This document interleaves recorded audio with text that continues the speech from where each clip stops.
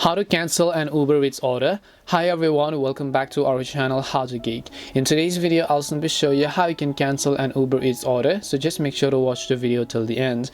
In order to cancel an Uber Eats order, first of all, just launch the Uber Eats application. And once you launch the Uber Eats app, you might want to go to the Orders tab from the bottom right hand side of the screen. Once you tap on the Orders tab, you'll be able to see all of the upcoming and the past orders. So on the upcoming orders, you're going to find the order that you would like to cancel. Now keep in mind that after you receive the order, you will not be able to cancel and then refund the order, but you can actually apply for the process. This is only for those who've made an order and then they want to cancel it instantly, so make sure that you do this process instantly. And after you've done that, just find the order, and then here you'll find the button that says cancel order. All you have to do is tap on the cancel order button. Now it says there is a certain dollars charge to cancel now, and once you're happy with the charge, just hit the button that says cancel order at the bottom of the screen. And that's all it takes to cancel your Uber Eats order.